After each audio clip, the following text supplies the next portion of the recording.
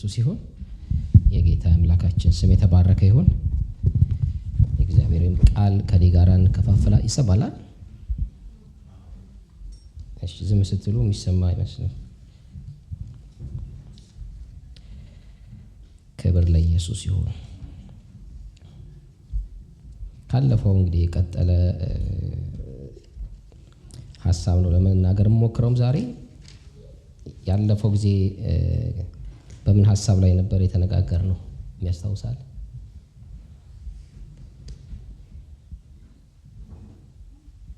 እሺ የሚያስታውስ የለም? አንድ ትምህርት ጀምሬ ነበር። እንጸልይና ወይ ታስታውሱታላችሁ? ለዊ ጸንታችሁ ቁሙ የሚል ርዕስ ጀምሬ ሰዓት ያው በጣም የተገደበ ስለነበረ አልጨረስኩትም። እሱን ሐሳብ ነው ዛሬ ለመጨረስ የምሞክረው። እግዚአብሔር እናመስግንና እንጸልይና ወደ ሐሳባችን እንገባለን። ሃሌሉያ። አባት ሆይ አንተ መልካም አምላክ ነህ፣ የምትረዳ አቅም የምትሆን አባት ሆይ የሚሰማን የሚናገረንም የምትረዳ በመካከል የሚነገረውን የእግዚአብሔር ያንተን እውነት ለሰሚውም በሚመች መልኩ የምትለቅ ተናጋሪውን በሚመች መልኩ እንዲናገር የምትረዳ አንተ ነህ። መንፈስ ነው ይሄን የሚያደርገው በመካከልና ጌታ ሆይ በኢየሱስ ስም እንድትረዳን ጸልያለሁ። ከዚህ የሚነገረው ነገር ሰውን የሚያንጽ የሚጠቅም እንዲሆን ጸጋ ይርዳን። አባት ሆይ የሰሚንም ልብ እንድትጠብቅ በኢየሱስ ስም ጸልያለሁ። የሚነገረው ነገር ለፍሬያማነት እንዲሆን የሚነገረው ነገር የሚገነባ እንዲሆን በዛ መልኩ ሰው መስማት እንዲችል ልብ ሁሉ አይምሮ ሁሉ የተከፈተ ይሁን ለቃል። ጌታ ሆይ ሰዓት ጊዜያችንን ሁሉ ተረከብ። ሁሉ ሲሆን ለአንተ ክብር ይሁን በጌታ በኢየሱስ ስም አሜን። እሺ ያለፈው ጊዜ የጀመርኩት ምንድነው? ጸንታችሁ ቁሙ የሚል ሐሳብ ነው የጀመርነውና ጸንቶ የመቆም በረከቶች የሚል ሐሳቦችን እሱን አይተን ነው ከዛ በኋላ ሰዓታችንን ስለገደበን የቆም ነው። ግን ለማስታወስ ያህል በክርስትና ሕይወት ውስጥ ጸንቶ መቆም የሚባል ነገር በጣም በጣም ወሳኝና እግዚአብሔርም ከኛ ኤክስፔክት የሚያደርገው ነገር ነው። እግዚአብሔር አድኖን እዚህ ጋር አስቀመጠን፣ እዛ ጋር ጸንቶ መኖር ከኛ እግዚአብሔር ኤክስፔክት የሚያደርገው ነገር ነው። እዛ ጋር ያስቀመጠን ቦታ ላይ ጸንተን መቆም ማለት ነው እና ለዛ ጸንቶ መቆም ደግሞ እግዚአብሔር ጸጋ ምሕረት ያበዛል። እኛ የሚጠበቅብን የእግዚአብሔርን ጸጋና ምሕረት እየለመንን መጽናት ነው የሚያስፈልገንና የሚያጸናን እሱ ነው። የሚያጸናን እሱ ነው ማለት ምሕረትና ጸጋ እያበዛ ነው የሚያጸናን እንጂ እኛ ምንም በሌለንበት እኛ ምንም በማንታዘዝበት ምንም በማናረግበት ሁኔታ ዝም ብሎ እኛ ተኝተን የሚያጸናን ነው ማለት አይደለም። እግዚአብሔር ያጸናችኋል ሲል እየሰማችሁ ነው። ብዙ ጊዜ እግዚአብሔር ነው የሚያጸናው፣ እግዚአብሔር ነው እንዲህ የሚያደርገው ተብሎ ሲባል ሰው ቶሎ ብሎ እንቅልፍ ነው የሚመጣለት። ምን ማለት ነው? ራሱን ኤክስክሉድ ያደርግና ከመታዘዝ ህይወት፣ ከመጸለይ፣ ከመትጋት፣ ከመጾም ምናምን እንደዚህ አይነት ህይወቶች አሉ። ከነሱ ኤክስክሉድ ያድርጎ በቃ እግዚአብሔር ነው የሚያጸናው ብሎ ያ ሰው ሳይጸና ሲቀር ታገኙታላችሁ። ጉዳዩ ችግሩ እግዚአብሔር ጋር አይደለም ያለው። ችግሩ ሰውየው እግዚአብሔር ነው የሚያጸናው ሲባል እንዴት ነው የተረዳው ነገሩ ነው። አሜን። አሁንም ቢሆን የምላችሁ የሚያጸናው ማን ነው? እግዚአብሔር ነው። ጽኑ ሲል እግዚአብሔር ሁሉን ነገር ለኛ ሰጥቶ በራሳችን አቅም በራሳችን ጉልበትና ኃይል ጸንተን እንድንቆም ኤክስፔክት ያደረገ አይደለም። የሱን ጸጋና አቅም ጉልበት እየጠየቀን የምንጸናበት የክርስትና ህይወት ነው። ክብር ለኢየሱስ ይሁን እና ቀደምም እየተመለከ የሐሳብ ዲዲ እየተናገረች ውስጤ የሆነ ሐሳብ ይፈስ ነበረ። ይሄም የክርስትና ህይወት የመጽናት ስር የመስደድ ምልክቱ ምንድነው?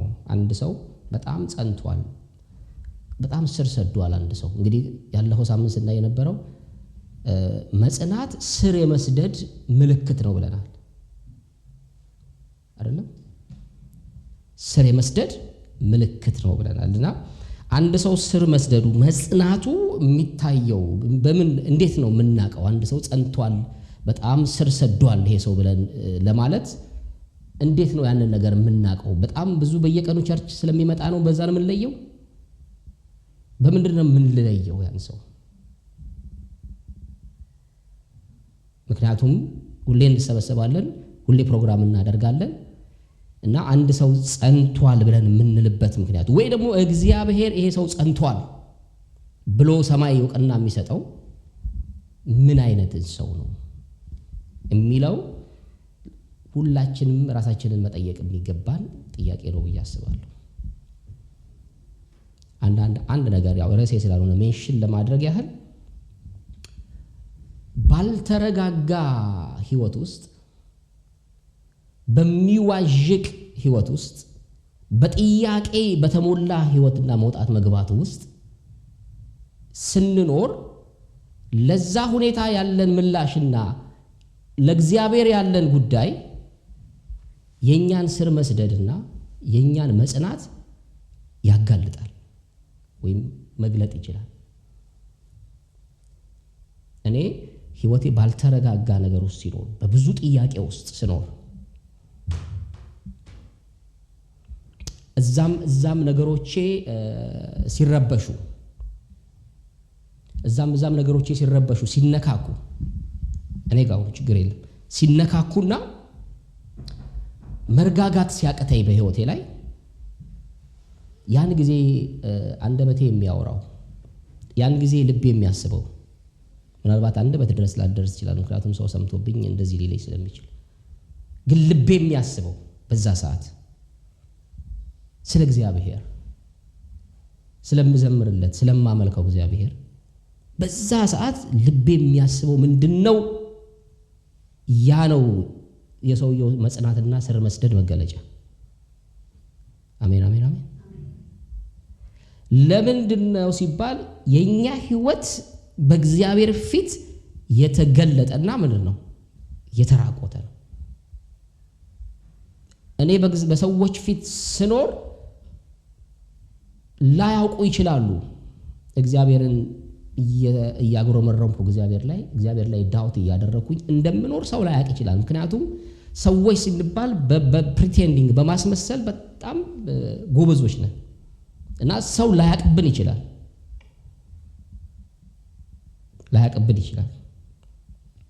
ጉዳዩ ግን የኛ ህይወት ያለው ማን ፊት ነው? እግዚአብሔር ፊት ነው። ክብር ለኢየሱስ ይሁን። እና በዛ ራሳችንን መለካት እንችላለን። ከባድ ነገር ህይወቴ ላይ ሲጣ የምሰጠው ምላሽ ነው የመጽናቴ ምልክት ማለት ነውና ጸንታችሁ ቁሙ፣ በባርነት ቀንበር አትያዙ። ገላትያ ምዕራፍ 5 ቁጥር 1 ላይ ነው ይሄን ሐሳብ የጀመርነው ማለት ነው። እና አንድ 3 መሰረታዊ ሐሳቦችን ተናግሬያለሁ እንደ መግቢያ። መጽናት ስር የመስደድ ምልክት ነው። አንዱን ሐሳብ ይሄን የተናገርኩት። ሁለተኛው መጽናት ጌታን የማወቅ መገለጫ ነው። አንድ ሰው የሚጸናው ከዛ ፍጥረት እስከ ራእይ የእግዚአብሔርን ቃል ስላወቀ ሳይሆን ጌታን ስላወቀ ነው የሚጸናው። ክብር ለኢየሱስ ይሁን። በጣም ብዙ የእግዚአብሔር ቃል ስላወቀ አይደለም የሚጸናው፣ ጌታን ሲያውቅ ነው የሚጸናው። ቃሉ ጌታን ወደ ማወቅ ካልመራው ሰውየው ቅድም ገን ያለች ነበር ፊደል ይገላል የሚለው ደረጃ ላይ ነው ያለው ማለት ነው። ምክንያቱም ቃሉ ጌታን ወደ ማወቅ ነውና የሚመራው ማለት ነው። ስለዚህ ክርስትና ወደ ጌታ ሰው ሲመጣ በእምነት ነው የሚድነው። ነገር ግን የሚጓዘው በእውቀት ነው፣ በማወቅ ነው። ይሄንን ለዩልኝ። የሚድነው በምንድን ነው? በእምነት ነው። የሚጓዘው ደግሞ በእውቀት ነው። እውቀት ማለት ግን መጽሐፍ ቅዱስን ማወቅ የሚለው ጋር መለጠፍ ያለብን ጌታን ማወቅ የሚለው ጋር። አሜን አሜን።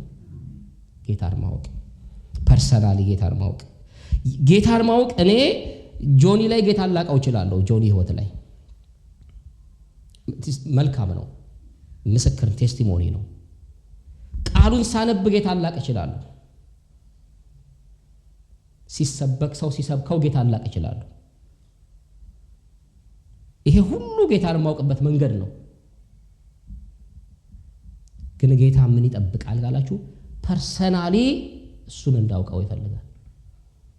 እዛ ጋ ነው ስሬ መስደዴና የመጽናቴ መሰረት ያለው። አሜን አሜን። በግሌ ጌታን ማወቄ ማለት ነው። አሁን ብዙ ሰዎች ይቃወማሉ። እንደ ግል አዳኛ አድርገህ ተቀበል፣ ክርስትና በህብረት ነው የሚሉ እኮ አሉ። ባይዘው ክርስትና የሆነ በግል የሚባል ነገር እንደ ግል አዳኝ ምናምን የሚባል ነገር የለም። ለዓለም ነው የሞተው፣ ዓለም በህብረት ነው የሚዳነው ብለው ግርግር መፍጠር የሚፈልጉ ሰዎች አሉ። እንደዛ አይመስለኝ። ጌታ የልብና የግል ነው። የግልና የልብ ሆኖ ያወቀው ሰው የትም ቦታ ላይ በጌታ ነው። ክብር ለኢየሱስ ይሁን። የትም ቦታ ላይ በጌታ ነው ማለት ነው የሰውዬ። ኦኬ። ስለዚህ መጽናት ጌታን የማወቅ ምልክት ነው። እንደገና ደግሞ ሶስተኛው በመንፈሴ መነካት ምልክት ነው። መጽናት በመንፈስ ተች የመሆን ምልክት ነው። አንድ ያለፈው ሳምንት ነው ምናልባት ሁላችሁም አይታችሁት እንደሆነ ሊሆን ይችላል። ዶክተር ማሙሻ ሲናገር ነበር ስለዚህ ስለ መነካት ጉዳይ ማለት ነው። ምናልባት ያይታችሁት ከሆነ የዛሬ ስንት ዓመት በመንፈስ ተነክታ የዛሬ ስንት ዓመት እንደዚህ የሚል ሰው ያሳዝነኛል። ምክንያቱም የዕለት ዕለት ጉዳይ የሆነን ነገር የዛሬ ምናምን ዓመት ላይ ያስቀምጦታል ሰውየው አለ። በመንፈስ በጣም የመነካት ጉዳይ አንደኛ ጌታን የማወቅም ጉዳይ ነው። ጌታን ስናቀው ነው እንዲነካን የምንለምነው የምንጠይቀው ማለት ነውና እነዚህ መነካቶች እኔ ወጣቶችን በፊት ሳስተምር በጣም ፑሽ የማደርጋቸው የሆነ ወቅት ላይ በቃ ጌታ ተች እንዲያደርጋቸው በቃ መነካት ውስጥ እንዲገቡልኝ ነው። ብዙ ጥያቄ ይጠይቃሉ፣ ብዙ ጥያቄ ለመመለስ ሞክራለሁ። ዞር ብዬ ደግሞ ላይፋቸውን ሳይ ተንሸራተው አገኘዋለሁ እና ጌታ ሆይ እነዚህን ሰዎች ልጆች ተች አድርጋቸው፣ በቃ ንካቸው። ምክንያቱም አውቃለሁ እኔም ያለፍኩበት ኤክስፒሪየንስ ስለሆነ ማለት ሰው ሲነካ መስር መስደድና መጽናት ይችላል። አንዳንድ ጊዜ ላታስረዱ ትችላላችሁ ስለ እግዚአብሔር መንፈስ አሰራር። ነገር ግን የማይካዱ ነገሮች ደግሞ ይኖራሉ። ማስረዳት የማይቻሉ ግን የማይካዱ አንዱ መንፈስ መነካት ነው። ለስር መስደዳችን ለመጽናታችን መሰረት የሆነው ይሄን ስናይ ነበረ። ክብር ለኢየሱስ ይሁን። የዛሬውን ሐሳብ እንዲሁ ለመጠቅለል ያህል ጳውሎስ ገላትያ ምዕራፍ 5 ቁጥር 1 ላይ ስለ በነጻነት ልንኖር ክርስቶስ ነጻነት አወጣን፣ ጸንታችሁ ቁሙ፣ ዳግመኛ በባርነት ቀንበር አትያዙ ብሎ ስለ ባርነት ያወራል። ስለ ባርነት ጌታ ያስቀመጠን ቦታ ላይ ጌታ አድኖ አጽንቶ ያስቀመጠን ቦታ ላይ እንዳንጠነክር እንዳንቆም ለመጎተት የሚጥር ኃይል ነው፣ አቅም ነው ባርነት። እና መጽሐፍ ቅዱስ ስለተለያዩ ባርነቶች ይናገራል።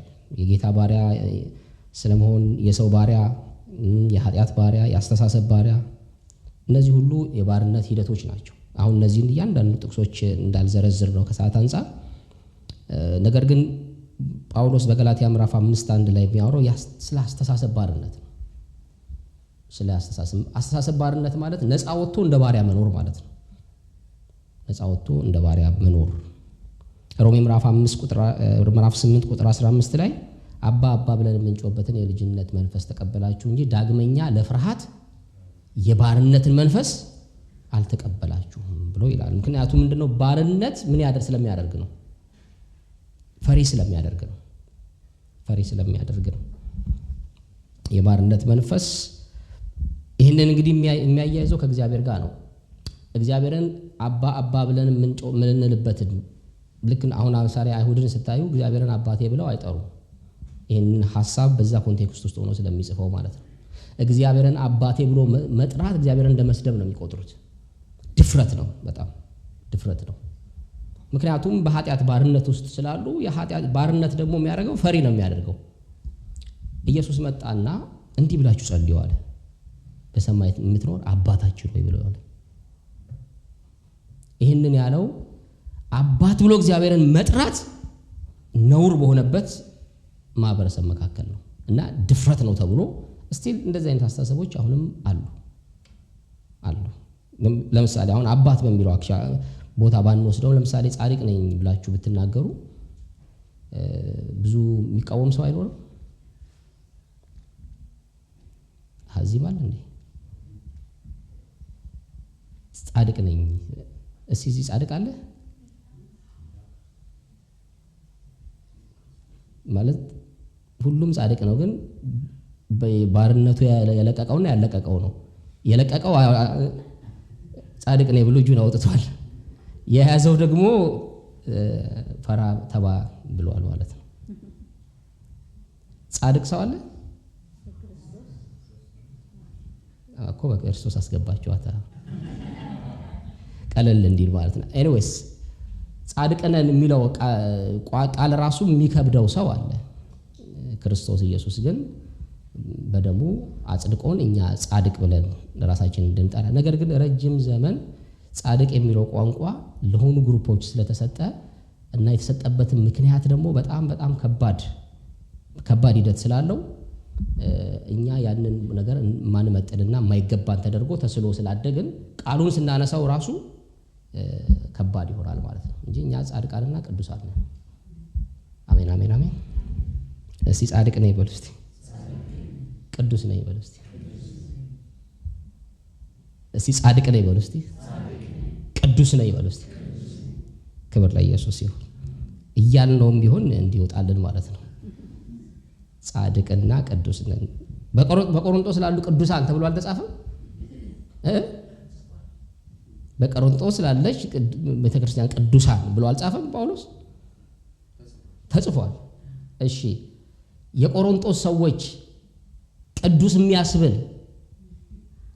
ምን አላቸው? እንደውም ርኩስ የሚያስብል ነገር ብዙ ነገር አለ። የለም? የአባቱን ሚስት አግብቶ ተቀምጦ ዝም ያለ ጉባኤ እኮ ነው የቆሮንቶስ ጉባኤ ማለት። እንደውም እናንተ ታበያችኋል። ይሄን ሰው ይሄ ሁሉ ልታስወግዱት ነበር ከመካከላችሁ የሚያስፈልገው። እንደውም ግን መልእክቱን ገና ሲጀምር ቅዱሳን ብሎ ለጀመረው። ምክንያቱም ቅድስናቸው ቅዱስ መባላቸው ከነሱ ስራ ሳይሆን የሚጀምረው ከክርስቶስ ነው የሚጀምረው።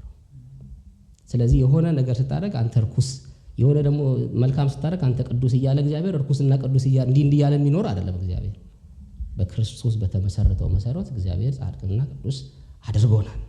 ስለዚህ ይሄ የሃይማኖቱ ጫና ግን ፍርሃት ለቆብናል። ስለዚህ ነፃ ወተን እንደ ባሪያ እንድንኖር ይፈልጋል ማለት ነው። ስለዚህ ጸንታችሁ ቁሙ ጳውሎስ ሲል ገላትያ ምዕራፍ 5 ላይ ጻድቅ ከሆናችሁ፣ ልጅ ከሆናችሁ፣ ቅዱስ ከሆናችሁ እሱ ጋር ጸንታችሁ ቁሙ። በባርነት ቀንበር አትያዙ ማለት በዚህ በገላትያ 5 መሰረት ወደ ኋላ ሄዳችሁ ቅዱስ አይደለሁም፣ ጻድቅ አይደለሁም፣ የእግዚአብሔር ልጅ አይደለሁም ብላችሁ አትበሉ። ምን ማለት ነው?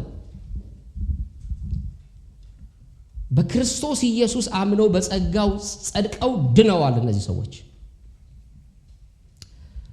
ከዛ በኋላ የሆነ ስብከት ተሰበካቸው።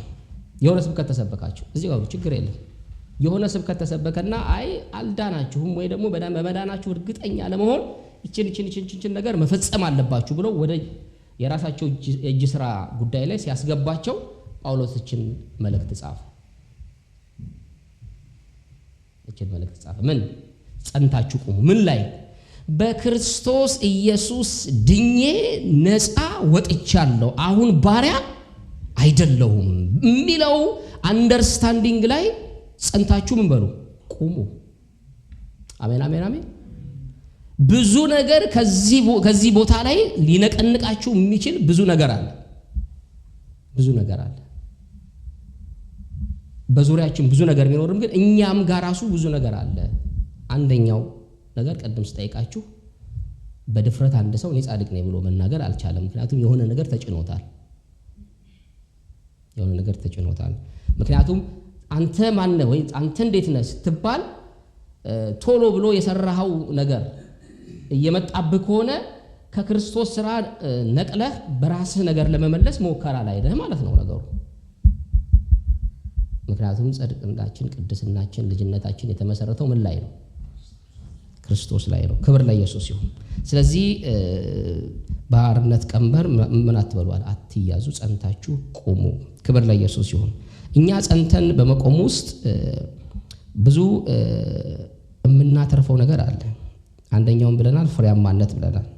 ፍሬያማነት ሉቃስ ምዕራፍ 8:15 ላይ በመጽናት ፍሬ የሚያፈሩ ናቸው እነዚህ መልካም መሬት ላይ ያወደቁት በመጽናት ፍሬ የሚያፈሩ ናቸው ማለት ነው። መጽናት ፍሬን እንድናፈራ ያደርገናል ማለት ነው። ሃሌሉያ። ዕብራውያን ምዕራፍ 10:38 ላይ እንሄዳለን። ዕብራውያን 10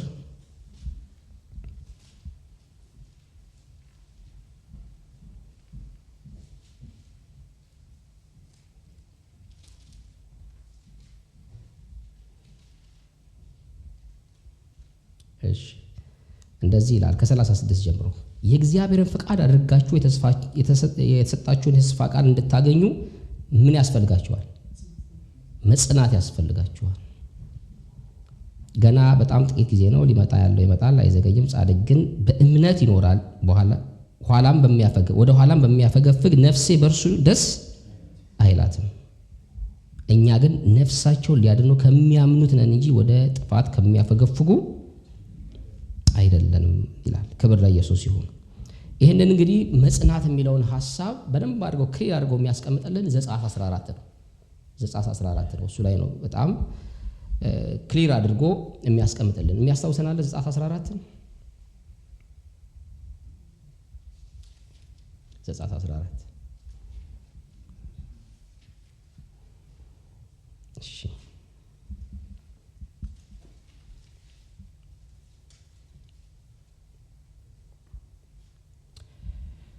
ዘጸአት 14 ከ10 ጀምሮ ላንብብ። ፈርዖንም በቀረበ ጊዜ የእስራኤል ልጆች ዓይናቸውን አነሱ፣ እነሆም ግብፃውያን በኋላቸው ገስግሰው ነበር። የእስራኤልም ልጆች እጅግ ፈሩ፣ ወደ እግዚአብሔርም ጮኹ ይላል። ሙሴንም በግብፅ መቃብር ስላልኖረ በምድረ በዳ እንሞት ዘንድ አወጣህንን?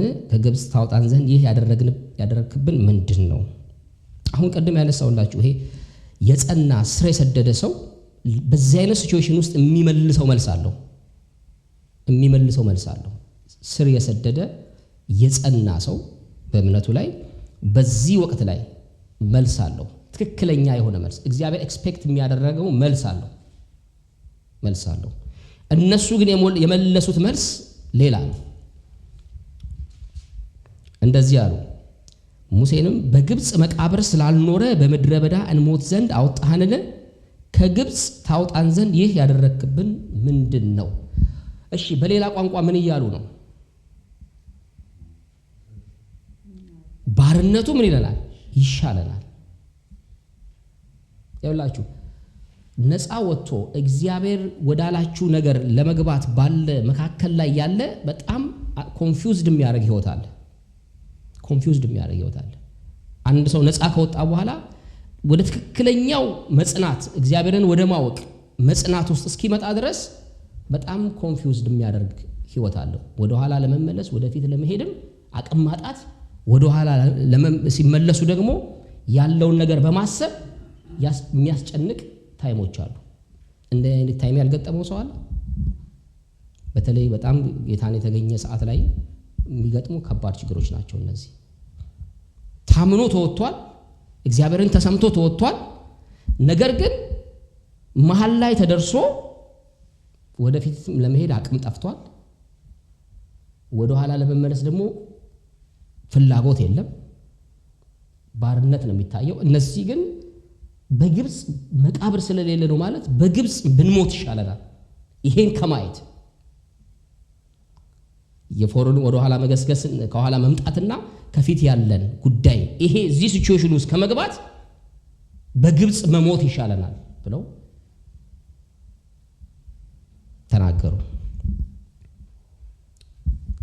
ነፃነትን የመቀናጀት ጉዳይ መሪው እግዚአብሔር ቢሆንም ነፃነትን የመቀናጀት ጉዳይ ግን ይሄ ስሙዝ የሆነ ጉዳይ አይደለም። ሰውን ጌታን አግኝቶ እግዚአብሔር ወዳየለት ጉዳይ እስኪገባ ድረስ አሁን ምድር ላይ ያለ እንኳን በረከት ሰማይን እሽተውት ምድር ላይ እንኳን እግዚአብሔር ያንን ሰው ካዳነው በኋላ ወደ ትክክለኛው የመንፈሳዊ ብስለትና ሕይወት እስኪመጣ ድረስ በጣም አስጨናቂ ጊዜ አለ። በጣም የመዋዠቅና ድጥ ላይ የመቆም ያህል የሚመስሉ ጊዜያቶች አሉ በሕይወታችን ላይ።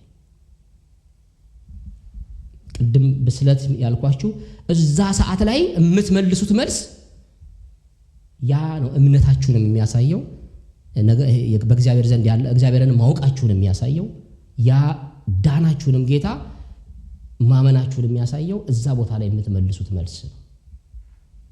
ሃሌሉያ። የክርስትና ሕይወት መንፈሳዊ ሕይወት በዙሪያችን ላለው ነገር የምንመልሰው መልስ እሱ ነው ሕይወታችን። ሃሌሉያ። ይህንን አሉ በምድረ በዳ ከምንሞት ብንገዛላቸው ይሻላልና ተወን። አሁን ተወን እያሉ ያሉት ሙሴን ነው እግዚአብሔርን ነው?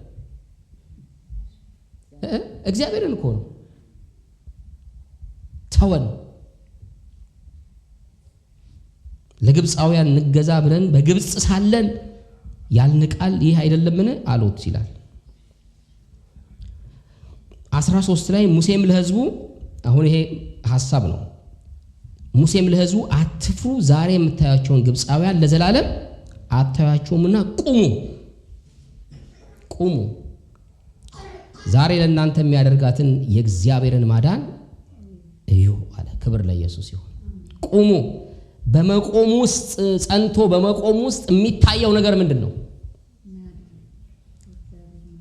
ክብር ለኢየሱስ። አራላችሁ አይደል? በመቆም ውስጥ አንዱ የሚታየው ጸንቶ በመቆም ውስጥ አንዱ የሚታየው የእግዚአብሔርን ማዳን ነው የሚታየው። አሜን አሜን አሜን። እግዚአብሔር የሆነ አጣብቂኝ ነገር ውስጥ ከከተተ ማዳኑን ሊያሳየህ እንጂ ሊያጠፋ አይደለም ለሚል ይሄ ግራ መጋባት ውስጥ ሰው ልንገባ እንችላለን በሕይወታችን። አንዳንዴ እንኳን እግዚአብሔርን በጣም ጠንቀቀው አውቀው ነው የሚሄዱት እንኳን የሚባሉ ሰዎች አንዳንዴ ብዙ ነገር ይሰወርባቸዋል። እንደ ኤልያስ ይመስለኛል። ምን ልስጥሽ፣ ምን ያስፈልግሻል ብሏት ጊያዝ ሄዶ ልጅ ነው የሚያስፈልጋት ብሎ ልጅ በቃ ተሰጥቷት ልጁ ሞተ። ትዝ ይላችኋል? ልጁ ሞተና ሮጣ ሄደች። እሷ ሁሉ ሰላም ነው እያለች ሄደች እሱ ጋርና ሞቷል። መጀመሪያውን እኮ ብያለሁ እኔ ተረጋግቼ እየኖርኩ ነው፣ አንተን ልጅ ምናምን ያልከኝ ምናምን አለችና ሄደች እሱ ጋር። ይሄንን ከእኔ እግዚአብሔር እንደሰወረው አላውቅም አለ። ሰው ልጁ ሲሞት ምን ማለት ነው? ኤልያስ እያንዳንዱ የሚሆነውን ነገር በዙሪያው እሱ ሳያውቅ የሚደረግ ነገር የለም። እያንዳንዷን ነገር የሚሆነውን ነገር ሁሉ እግዚአብሔር ይነግረዋል። እዚህ ጋር ሲመጣ ግን ሰወረበት። እንዲህ እንኳን በጣም እግዚአብሔርን የሚያውቁ እንኳን ኮንፊውዝድ ሊሆኑ ይችላሉ አንዳንድ ጊዜ። ክብር ለኢየሱስ ይሁን። እግዚአብሔር ግን እንደዛ ቢያደርግም ማዳኑን ለማሳየት ነው እንጂ ለማጥፋት አይደለም ፖይንቱ። ሙሴም እዚህ ጋር አላቸው እናንተ ቁሙ እንጂ እናንተ ጽኑ እንጂ እግዚአብሔር ያመጣችሁ ቦታ ወደ ኋላ ታፈግፍጉ እንጂ የምታዩት ቀጥሎ እግዚአብሔርን ምንድነው? ማዳን ነው። ትልቁ ፖይንት ግን ሰው ወደ ኋላ ለምንድን ነው የሚያፈገፍገው? ወደ ግብፅ እንሂድ የሚለው እንደዚህ እንሂድ የሚለው ጫናው ነው። ጫናው እዛ ጋር የሚገጥመው ጫና በጣም ከባድ ነው። ለመቋቋም በጣም የሚከብድ ነው። ወደፊትም ለመሄድ አቅም ማጣት፣ ሮጦ ማምለጥም የማይቻልበት፣ ወደ ኋላ ለመመለስም ፍላጎት የሌለበት እዛ ሲቹዌሽን ውስጥ መሆን ምናልባት እነሱ ያሉትን የባሰ ነገር እንልን እንችላለን እኛ ብንሆን። ግን መፍትሄው መልሱ ምንድነው ከተባለ የእግዚአብሔርን ማዳን ከማየት ውጪ ሌላ ነገር አይገጥማችሁም ነው። በመጽናት ውስጥ ሌላ ነገር አይደለም። ቅድም ዕብራውያን ላይ በመጽናት የተስፋውን ቃል በመጽናት ነው የምትቀበሉት አለ አይደል? ያነበብነው የተስፋውን ቃል በምንድን ነው የምትቀበሉት? ልትቀበሉ መጽናት ያስፈልጋችኋል ይላል። የኛ ኃላፊነት መጽናት ነው። ማዳኑን ማሳየት የማላፊነት ነው፣ የእግዚአብሔር ኃላፊነት። ፕሪንሲፕሉ ግን የሚሰራው የማዳኑ የሚታየው ግን በእኛ መጽናት ውስጥ ነው። ዝም ብሎ ዘሎ የሚመጣ ማዳን የለም ነው። ክብር ለኢየሱስ ይሁን። እነሱ ተነስተው አይ በቃ እንፈልጋለን ወደ ግብጽ ነው የምንሄደው ምናምን ብሎ ቢሉ እግዚአብሔር አስገድዶ ጎትቶ ያመጣቸዋል? አይመጣቸው። ያስረዳል። አሁን እዚህ ጋር በሙሴ በኩል እግዚአብሔር እያስረዳቸው ኦልሬዲ እነሱ በልባቸው ተመልሰዋል።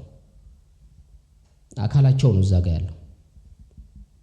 እግዚአብሔር ግን በሙሴ መጥቶ ጸንታችሁ ቆሙ፣ አሁን የምታያቸው ለዘላለም አትዋያቸው። ክብር ለኢየሱስ ይሁን። አንዳንድ ጊዜ ብዙ ጊዜ ተብለነዋል ይሄንን ሐሳብ። ለአንዴና ለመጨረሻ ጊዜ እግዚአብሔር ነገሮችን ሊያስወግድ ሲፈልግ እንትኑ ይበረታል። ጫናው ምን ይላል? ይበረታል ማለት ነው። አሁን 400 ምናምን ዓመት ያስጨነቃቸው ፈርዖን ለቀቀን ብለው ሲያስቡ ጭራሽ ተከታትሎ መጣ በደንብ ፈረሰኛው ሁሉ ነገር አስጭኖ። ግን በዛ ሰዓት እግዚአብሔር ለአንዴና ለመጨረሻ ጊዜ ሊያስወግደው ፈልጓል።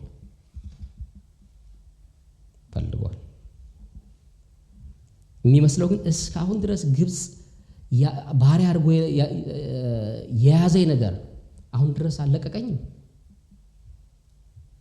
አሁን ድረስ ተከትሎ ይመጣል።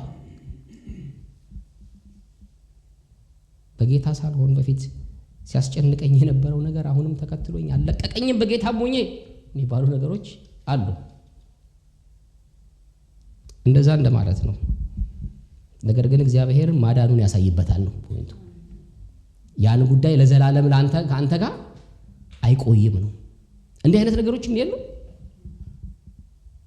ዓመታት ዘመናት ተቆጥረው ያለቀቁ ነገሮች አሉ። ምንም መካካድ የለብንም። ያለቀቁ ካራክተሮች ይኖራሉ። ያለቀቁ አንዳንድ ደግሞ ተግባሮችም ሊኖሩ ይችላሉ።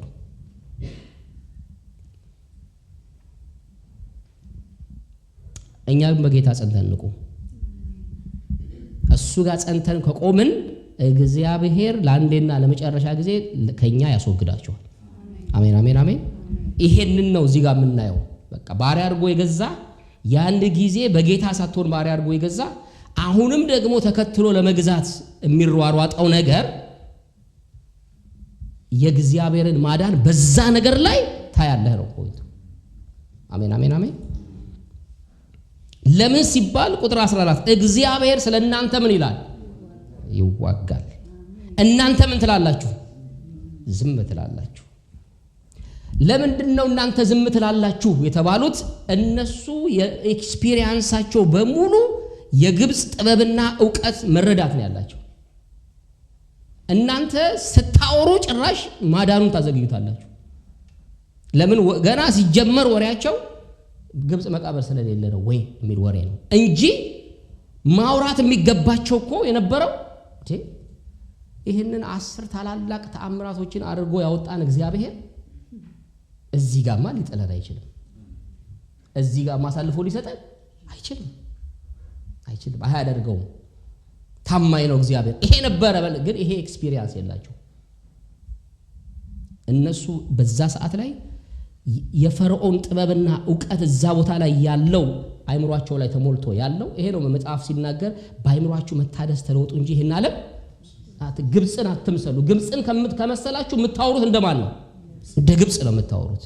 እዚህ ጋርም እነሱ እያወሩ ያሉት ነፃ ወጥተዋል፣ ግን ነፃ እንዳልወጣ ነው የሚያወሩት።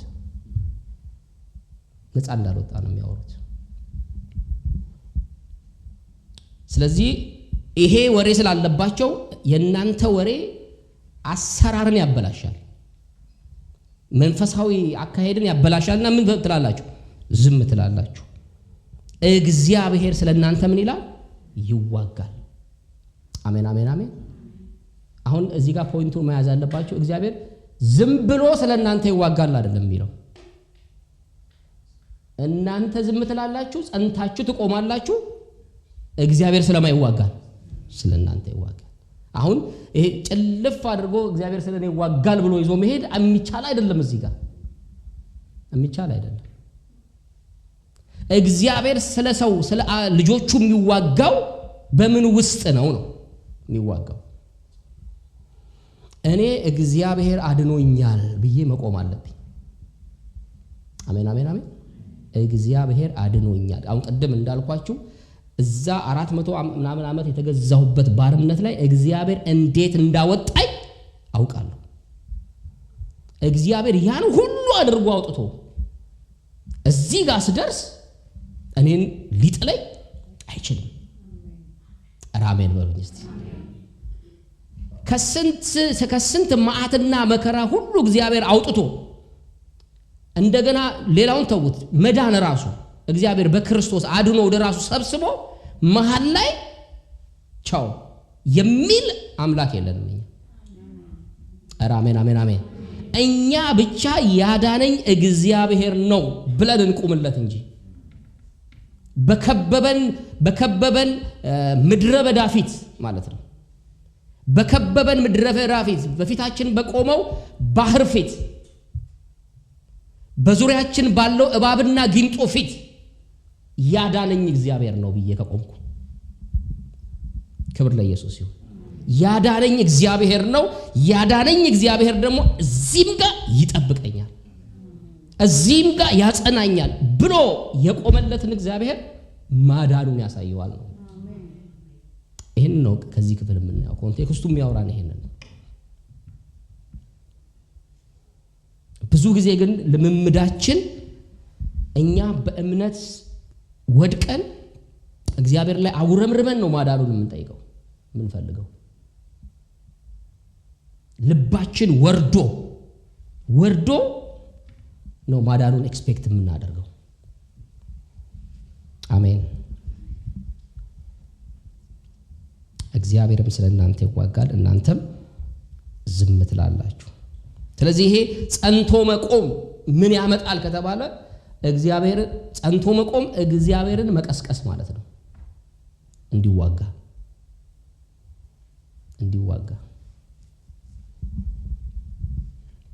ከዚህ በፊት ብያቸዋለሁ። በሳሙኤል ዘመን አባቶች ይሄ ምንድነው ታቦቱ ተማረከ ሄደ። ከዛ በኋላ በጣም ተጸጸቱ። ታቦቱ ያው ራሱ እግዚአብሔር አሸንፎ ተመለሰ አይደል? ጦርነት ተካሄደ አይደል ከፍልስጤም ጋር። ከተካሄደ በኋላ እስራኤል ተሸነፈ። እስራኤል ከተሸነፈ በኋላ አይ ታቦቱን ስላላወጣን ነው የተሸነፍነው ብሎ ታቦቱን ይዘው ወጡ። ደግሞ ለጦርነት ጭራሽ ታቦቱ ተወሰደ። ታቦት ያለ እግዚአብሔር ምንም የሚፈጥረው ነገር ስለሌለ ሄደ። ብቻውን መዋጋት እንደሚችል እግዚአብሔር አሳያቸው። ብቻውን ዳጎን ቤት አስገቡት። ብቻውን እዛ ጋር ዳጎንን የመጀመሪያ ቀን ምንድነው የተሰበረው? ሁለት እጁ ነው የተሰበረው። ከዛ አንገቱ ያ ሆኖ እነሱ በበሽታ ተመተው እግዚአብሔር በድል ብቻውን ተመለሰ። ከዛ እነሱ ንስሐ እንግባ እግዚአብሔርን በድለናል ምናምን ብለው በሳሙኤል በኩል ንስሐ የገቡ።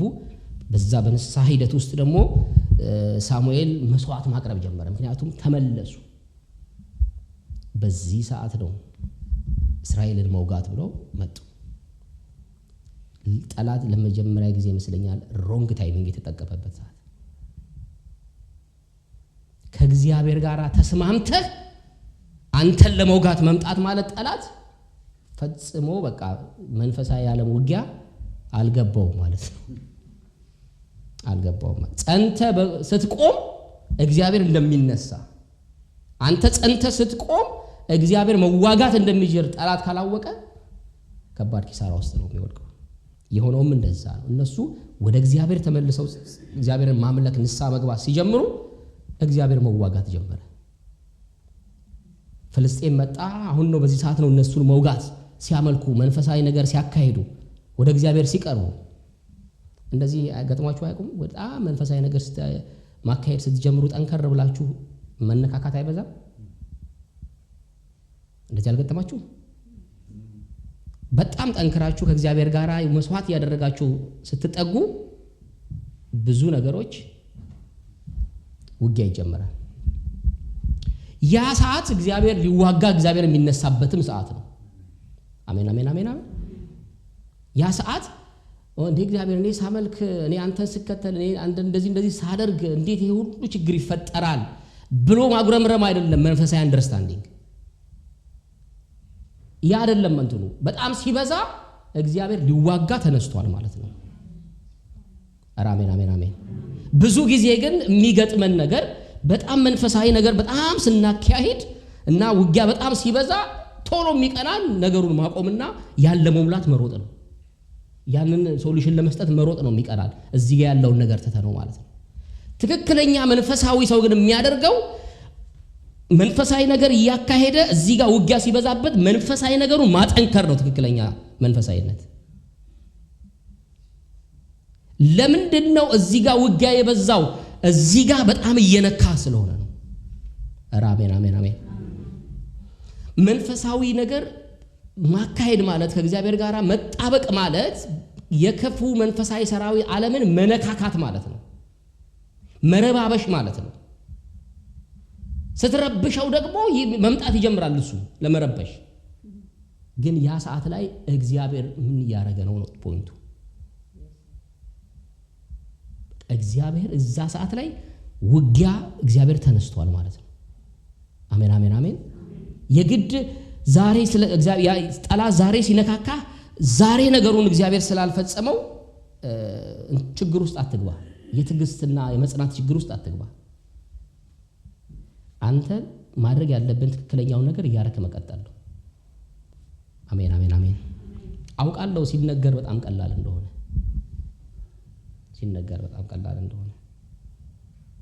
ነገር ግን ትክክለኛው መንፈሳዊ ሂደት ይሄ ነው። እግዚአብሔርን እናመልካለን፣ እንሰጣለን። ይሄ በቤተ ክርስቲያን ውስጥ እንቅስቃሴ ውስጥ ራሱ ዲቮትድ መሆን መሰጠት ማለት ነው። እነሱን ሞር እየጨመረን በሄድን ቁጥር አትጠራጠሩ እየኖርን ያለነው ክፉ ዓለም በሚገዛው ውስጥ ነው እና ጫናዎች ይበዛሉ፣ ብዙ ነገሮች ብዙ ይመጣሉ። አሁን ይሄ ሆነ።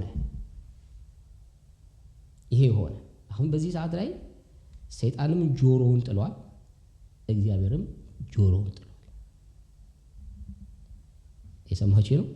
ሰይጣንም የኛን አፍ ነው የሚጠብቀው፣ እግዚአብሔርም የኛን አፍ ነው የሚጠብቀው። እዛ ሰዓት ላይ የተፈጠረውን ችግር ኢንተርቴን እያደረግን የተፈጠረውን ከባባድ ተጽዕኖዎች እነሱን እየዘመርናቸው እንቆያለን ወይስ በእነሱ ላይ የድል መዝሙር እንዘምራለን ነው ፖይንቱ። ወይስ በእነሱ ላይ እግዚአብሔርን እያመሰገንን እንቀጥላለን ነው ፖይንቱ። ያ ሲሆን እግዚአብሔር ለዘላለም አተዋቸው ያለውን ስራ ይጀምራል ማለት ነው። አሜን አሜን አሜን። አያችሁ ለዘላለም አተዋቸው የሚለው የትንቢት ቃል አይደለም። እኔ አንስቼ ለፍሬ ምተነብየው ቃል አይደለም። በሆነ ጉዳዮች የሚመጣ ውጤት ነው። የሆኑ ነገሮች ተሰርተው የሚመጣ ውጤት እንጂ እኔ ተነስቼ ትንቢት የምናገረው ቃል አይደለም። አጠገቡ አሉ እሱ ከመሆኑ በፊት እነዚህን ጠላቶቻችሁን ለዘላለም አተዋቸውም የሚለው ቃል ከመነገሩ በፊት የሚፈጸሙ ነገሮች አሉ። እነሱ በሌሉበት እኔ ተነስቼ ለዴቭ ይሄን ትንቢት ብናገረው አየር ላይ ነው የሚቀረው። አሜን አሜን አሜን። ምክንያቱም እሱ ነገር ከመጽናት በኋላ የሚመጣ ጉዳይ ስለሆነ እግዚአብሔር ስለናንተ ይዋጋል፣ እናንተም ዝም ትላላችሁ። እግዚአብሔር ሙሴን አለው ለምን ትጮህብኛለህ? እንዲጓዙ ለእስራኤል ልጆች ምን በል ንገር። ክብር ለኢየሱስ ይሁን። እኔ አሁን እዚህ ጋር ሙሴ ራሱ ቻሌንጅ የተደረገ ይመስለኛል። ሙሴ ራሱ እኔ አሁን እሺ ኤልያስ ጋር እንሂድ። አሁንም ኤልሳ ጋር ይሄን ታሪክ እናስታውስ። ኤልሳ ጋር ስንሄድ ኤልያስ ሊወሰድ ነው ተባለ አይደል? ይሄን ታሪክ እናስታውሳለን። ኤልሳ ደግሞ ይከተላል።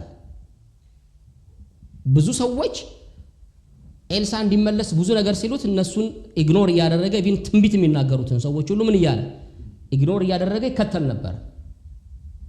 በስተመጨረሻ ባህር ሲገጥማቸው ኤልያስ መጎናጸፊያውን ጠቀለለና ምን አለው? መታውና ከፈለውና ተሻገሩ ሁለቱ። ኤልሳም ገባ። ከዛ መጨረሻ ላይ ኤልያስ ሲወሰድ መጎናጸፊያውን ምን አለ? ያዘና ሄደ። በሳት ሰረገላ ኤልያስ ሄደ። ከዛ ኤልሳ ወደ መንደሩ እየተመለሰ ነው። ያ ባህር እንደተከፈለ አልቀረም፣ ተመልሷል እዛው ቦታው ላይ። ከዛ ሰውየው ጠቀለለ። እሱ ጠቀለለና የኤልያስ አምላክ ምን ወዴት ነው ብሎ ምን አለው? መጣው። ተከፈለ አልተከፈለም? ተከፈለና ሄደ። አሁን ሙሴ እዚህ ጋር በሱ እጅ 10 ተአምራቶችን እግዚአብሔር አድርጎ ተለቀው ወጥተዋል። የኤርትራ ባህር ገጥሞ የፈርዖን ሰረገሎች ከኋላ የመጡ ህዝቡ ሲጮህበት ሙሴም እግዚአብሔር ላይ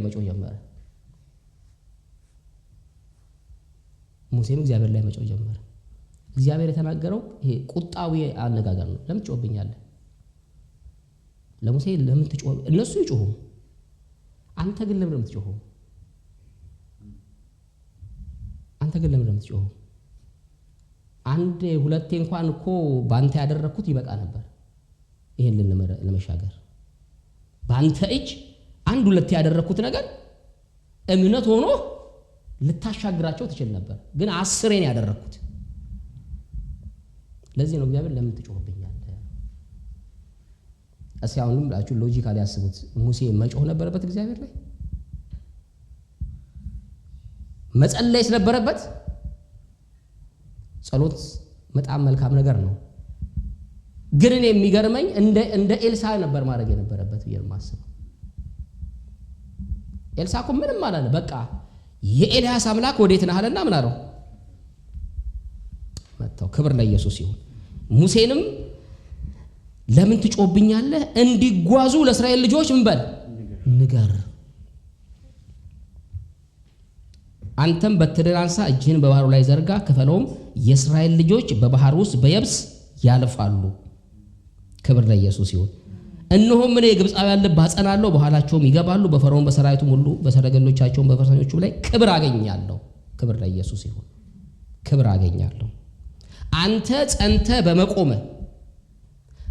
ጸንተ በመቆምህ እግዚአብሔር ማዳኑን ምን ይላል? ይገልጣል አይደል? ይገልጣል። እግዚአብሔር ማዳኑን በመግለጥ ውስጥ ደግሞ የሚፈጠረው ነገር እግዚአብሔር ምን ይላል?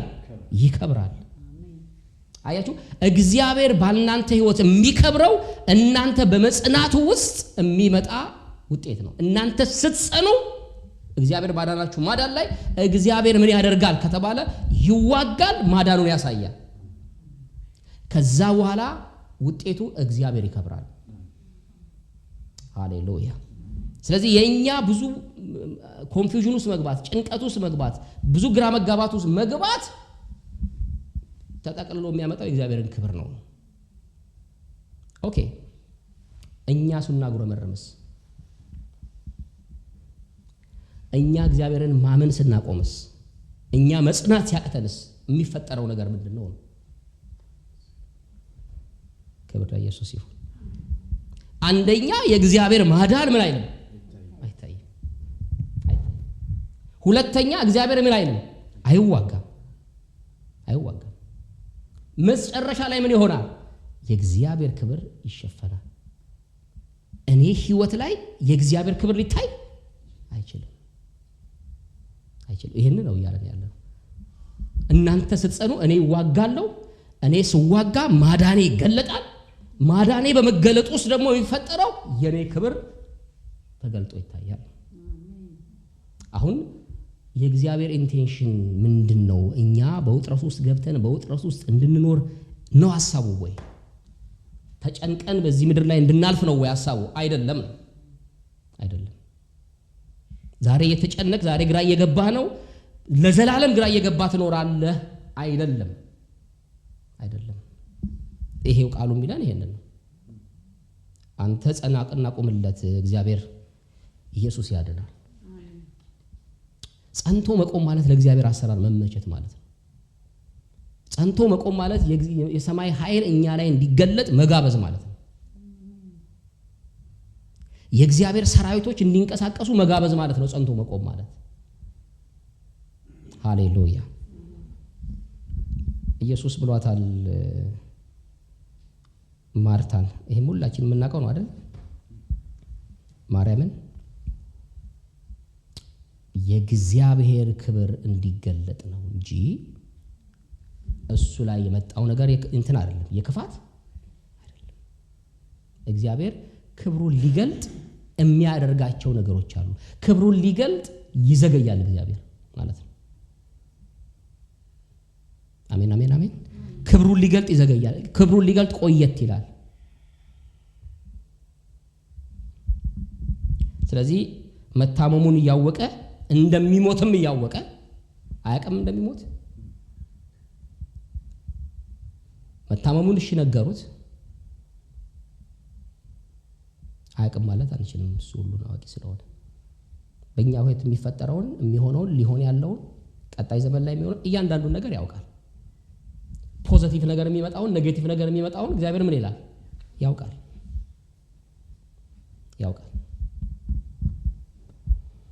ነገር ግን እግዚአብሔር ለክብሩ የሚሰራው ስራ እንዳለ ማወቅና ማመን አለብን ነው ሃሌሉያ ስለዚህ አንተም በትርህን አንሳ እጅህንም በባህሩ ላይ ዘርጋ ከፈለውም የእስራኤል ልጆች በባህሩ ውስጥ በየብስ ያልፋሉ እነሆም እኔ የግብፃውያንን ልብ አጸናለሁ በኋላውም ይገባሉ በፈርዖንም በሰራዊቱም ሁሉ በሰረገሎችም በፈረሰኞችም ላይ ክብር አገኛለሁ ይላል ግብፃውያንም በፈርዖንና በሰረገሎች በፈረሶች ላይ ክብር ባገኘው ጊዜ እኔ እግዚአብሔር እንደሆንኩ ያውቃሉ አያዩ እግዚአብሔር ራሱን የሚያስተዋውቅበት መንገድ ነው ማለት ነው እኔ ህይወት ላይ የሚወጣው ከበድ ያለው ነገር እኔ ህይወት ላይ የሚመጣው ከበድ ያለው ነገር እግዚአብሔር ራሱን ለማያውቁት ምንም ያለበት ነው ፈርዖን ምን ብሏል እግዚአብሔርን አላውቅም ህዝቡን ምን አለለም አልለቅም አይደል ያለው ስለዚህ እግዚአብሔር ምን ያለ ነው አሳውቀው ነው የምትወጡት